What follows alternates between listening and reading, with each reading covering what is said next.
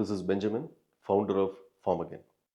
As you all know, Farmagain was selected as one of the top 100 innovators of India for the year 2023. Why did Farmagain get this recognition? It is because of our technology, Grotron. Grotron is not yet another automation product out there in the market.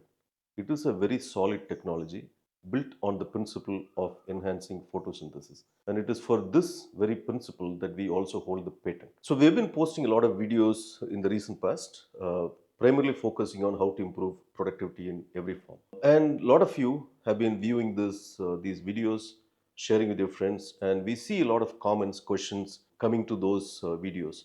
So what we thought was we'll pick up a few questions. Obviously, it is not possible for us to address all the questions.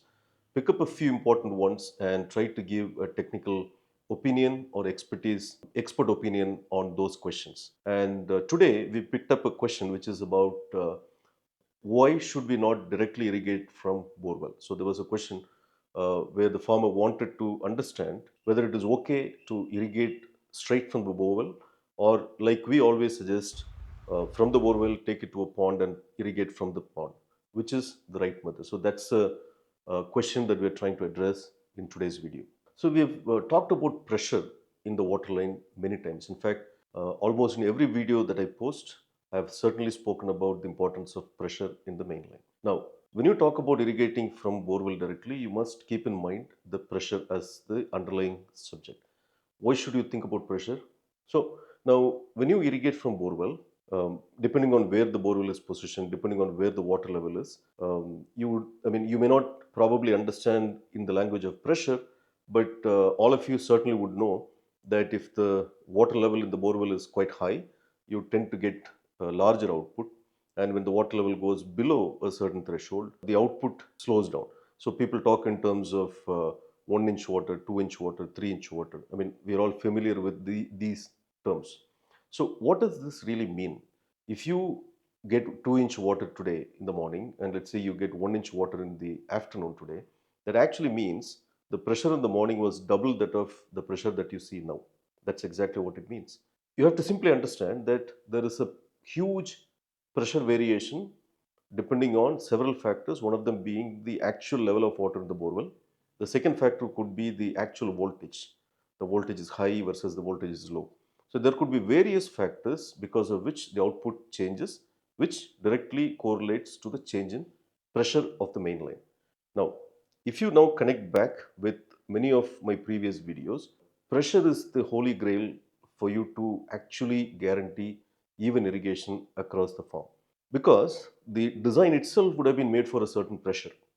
If the design was made for, let's say, 2 to 2.5 bar pressure, and if your pressure is extremely high, you're probably still okay with it because you may have a PRV, pressure regulating valve, or pressure release valve, which is going to release the excess water maybe to a different place. But if the pressure is low, then you're running a risk of not giving enough pressure to the main line, and that certainly seriously means that some part of your farm is not going to get irrigated. Your valve is open, pump is on, part of the farm or part of the plot gets perfect watering, while the remaining part is going to just have few drops of water or sometimes even no drop of water, which is why the pressure variation should be contained. Now, if my borewell is going to give me this trouble, what is my next solution? What is the next best solution? Ideally, you should build a pond, and the pond, let's say you build a pond of 10 feet depth, and you install a submersible pump in the 10 feet pond, and from there you irrigate.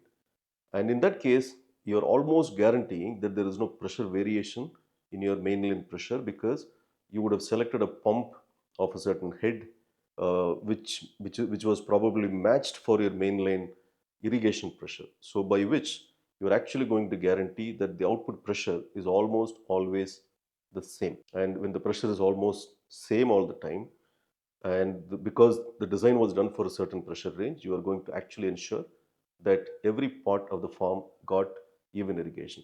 And remember, the very purpose of having an irrigation system is to improve productivity and get the best out of the crop. And to get the best out of the crop, it is extremely important for us to have even irrigation, because that is when both water and the nutrition go to every part of the farm. So this is why you should not irrigate straight from the borewell. Rather, you should build a pond, and then from the pond you should irrigate. Now, some might think constructing a pond could be a very expensive affair. Actually, it shouldn't be, it need not be, because now you have the concept of pond liners. So you don't really have to construct a concrete block.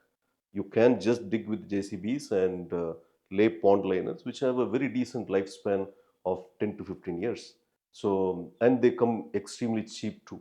So this is the best solution where you have borewell as a source of your irrigation.